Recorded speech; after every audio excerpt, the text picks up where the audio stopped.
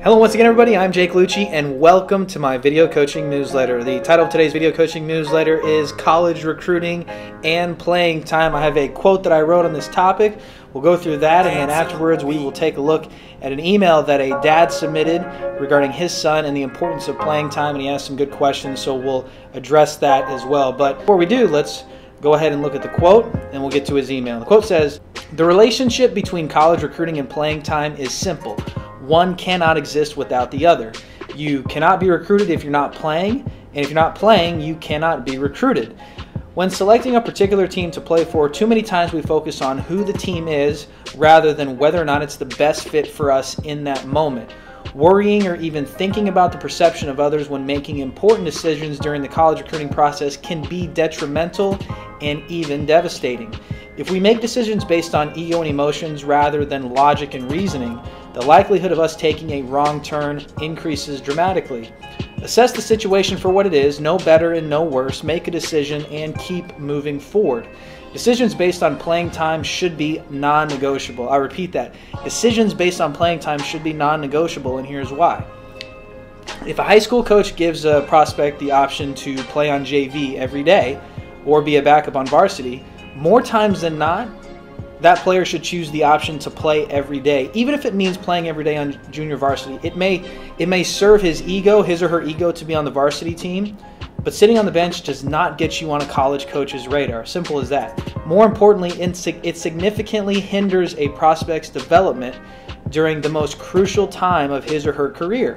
In baseball, position players need at-bats, pitchers need innings, and that's just the way that it is. So, with that said, let's get to this guy's email. Let's see what he has to say. He says, "Jake, thanks for all you do for high school parents and kids trying to get recruited.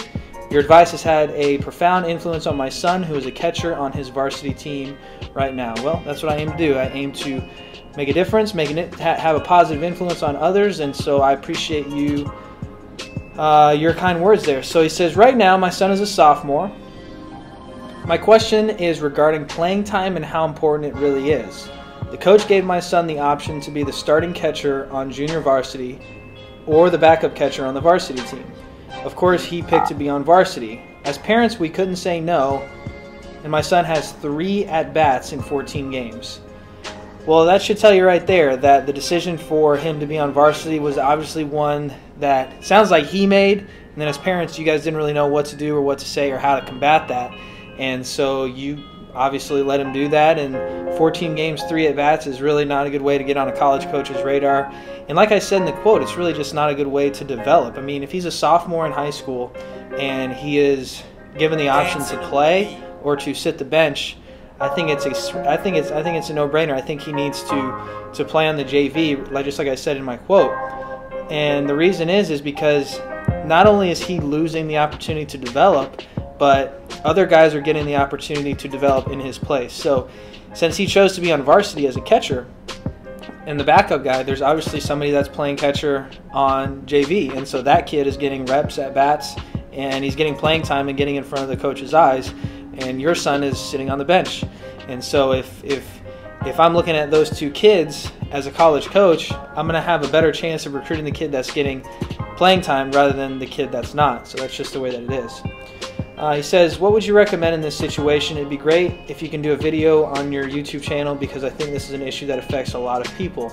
I think you're right. I think that it does affect a lot of people, but I think that people don't realize why these decisions are important. And so I've had numerous kids that have asked me this throughout the years, and they said, I really want to be on varsity, but I don't know how much playing time I'm going to get. Or if they ask me, I really want to go to this big 4-year program, big 4-year school, but I just don't know how much playing time I'm going to get. And so as a general rule, my recommendation is to always go where you're going to play. I think that that's really important for players because we just get so caught up in how it looks, and our egos, are like, well, my kid is on varsity. Even parents have to deal with this. My son's on varsity, and they'd much rather say that than my son is on JV.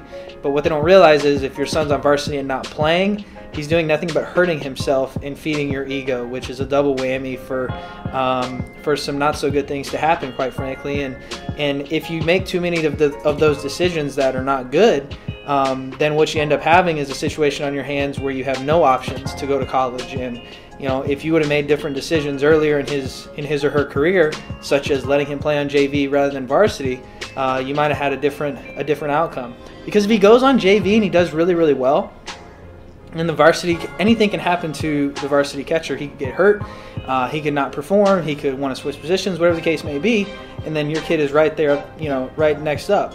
But just because he's not, playing on that team, playing on varsity, doesn't mean he's not getting better. And if he's sitting on the bench on the varsity squad, then he's just really not getting that much better. He says, it'd be great if you can do a video on YouTube. Well, see, here you go. I'm doing a video on YouTube because I think it's an issue that affects a lot of people. What should we do? Well, if I was you, I would tell my son, not the dad. I'm not going to tell you, the dad. Say, the son, you need to go and talk to your coach and say, hey, look, I appreciate you giving me the opportunity to be on varsity, but I think that I'd much rather get playing time. And so if you feel that it's okay that if I get some playing time on JV, I'd really appreciate that. And again, I can't stress the importance of the kid going to do this, not the parent. Coaches don't want to talk with parents unless it's something that has nothing to do with what's going on the field, or an administration issue or something like that. But for the most part, coaches want to hear from the kids. And I think that this is, honestly, I think this situation is a teaching moment for your son. I think it's a teaching moment for him to address a superior respectfully, and to give him the opportunity to be heard, but in a respectful way, so that the coach understands what his position is. And I think that a lot of times high school kids get worried about talking to their high school coach for fear of getting in trouble or for fear of making the coach mad. And for the most part, that's really just not true. I mean, coaches want their players to talk to them, and they want their players to communicate with them. And so I think that this could be a teaching moment, and so that would be my recommendation. He says, what should I tell my son so he can understand that this is the right decision? Thanks in advance. So what I would tell him is this is an opportunity for him to grow up and be a man. It's an opportunity for him to make a big boy decision, to go to his coach and say, hey, coach, I'd rather play. If it's okay with you, I understand this is your team and I appreciate it.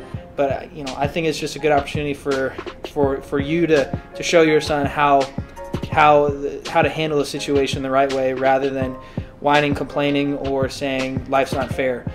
Because this is a business. College recruiting is a business. And if you don't think so, go look at the numbers. I mean, you see what is happening with all the allegations with the NCAA right now, with college basketball and players being paid money under the table and all this different stuff. I mean, it is a business. People are going to do what they need to do in order to get the best results that they could possibly get. And so if you're a parent and you're in high school and you're kind of thinking about what to do in this college recruiting process, I highly suggest you go look at other videos that I've made. There's tons of them. I highly suggest you go see how we market and promote our prospects at Luce Prospect Group. There's a lot of great stuff out there, and it's all free. And so you can't really say anything about, well, I just don't want to go look at it. I mean, it's videos. You can just turn it on and listen to the audio for all I care. I mean, if you look at it, great. If not, you're just hurting yourself. So with that said, he said, thanks in advance, John. So John, thanks for the email. I appreciate it. And if you'd like to get my help personally, you're more than welcome to visit us on YouTube, visit us on Facebook, or visit us at luceprospectgroup.com and click the Contact Us tab. If you haven't subscribed to our YouTube channel, I highly suggest you do that as well. There's a lot of great stuff on there, a lot of great videos. And our Facebook page, if you haven't liked our Facebook page, make sure you go like our Facebook page, because there's a lot of really, really cool videos and a lot of things that are promoting our prospects on there, give you a better idea of how we do business and who Luce Prospect Group LLC really is. Thanks for watching this video coaching newsletter, and we'll talk to you guys soon.